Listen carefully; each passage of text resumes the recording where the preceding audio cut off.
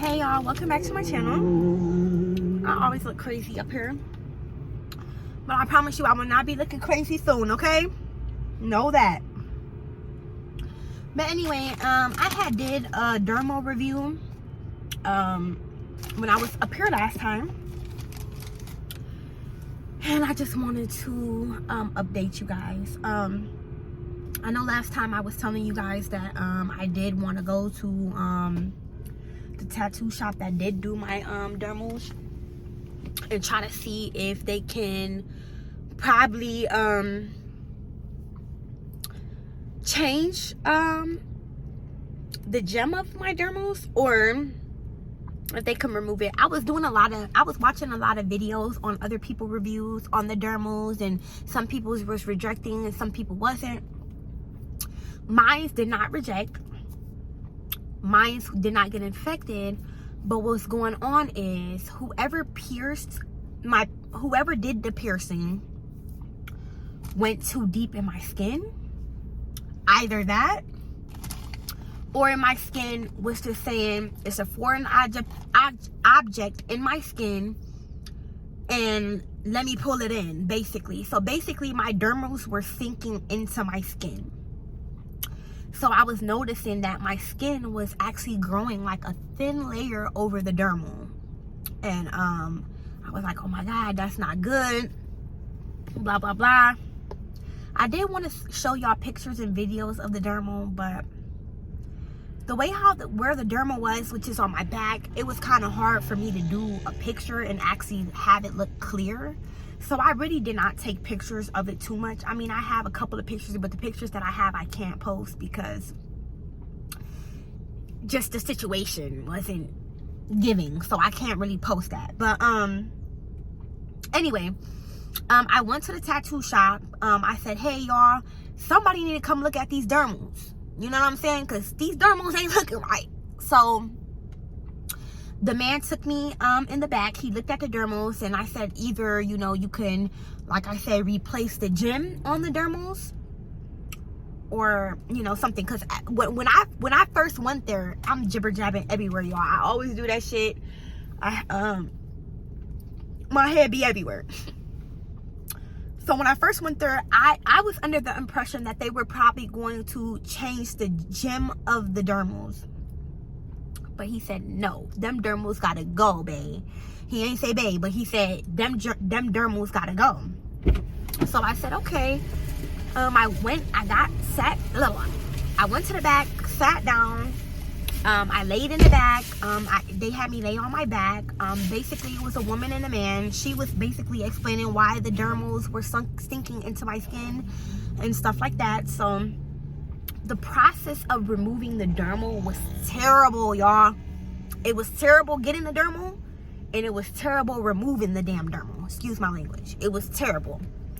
Getting the dermal, I did not cry getting the dermal, but removing it, definitely did cry, because they had to cut the skin, the thin layer of skin that grew over the dermal, to take the dermal out. And then also, when you do have a dermal, it's like a latch hook that's under, and your skin is supposed to grow into the latch hook, and they had to cut off the excess skin that basically grew over the dermal's latch hook. So that was terrible for me. The good thing about removing the dermal was, after I left, I did not have any pain. When I got the dermals placed in, when I left, I felt like I was having a baby. Like, I felt like I was in labor. I don't know if you guys know how it feels, you know, when you're in labor and your back hurt. That's how it was feeling. It was feeling like a bad labor pain. So I took a Tylenol and went to bed. Anyway, this time it was not like that. I left with my band-aids on. I ended up taking a shower. The band-aids fell off. I put new ones on. With the dermals, if you have them in, they want you to keep the band-aids on for 90 days. When you take the dermals out, they don't want you to really put band-aids on. So once I go home today and I take a shower, I will be removing the band-aids officially. I will not be wearing no more band-aids, okay?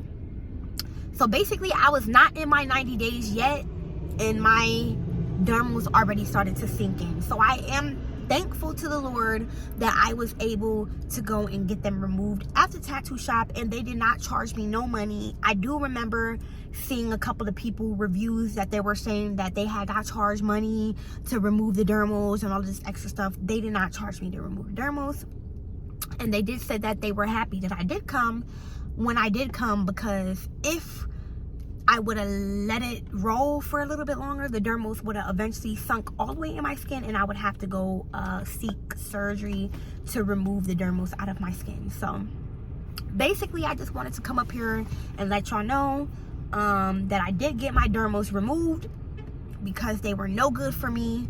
Yeah, so like I said in the first video, if you do want to get dermals in your back, really do some good research. And it's not a permanent piercing. Like, I had my lip ring since I was 17. I had my nose since I was 13. These piercings are not regular piercings, and they are not permanent. They are temporary piercings. The skin rejects them after 5 years. I had no idea, and if I would have knew that, I would have never got them. So basically, I just have 2 scars on my back forever, just because I got a piercing that I did not do full research on. So next time if you guys are getting any piercings, whatever the piercing is, just make sure you do get full, just look at reviews and see if this is for you or if it's not for you. But yeah, so basically that's what I'm up here telling you guys. And then also, not only that, you can get keloids as well too. Don't nobody want a big keloid on their piercings as well. So yeah, but anyway, I will be back up here in a couple of hours, or maybe tomorrow, I don't know. I will be back up here because I am going to be going home and packing my suitcase to go on my trip. So I will be recording packing my suitcase, and I will be back. Okay, bye.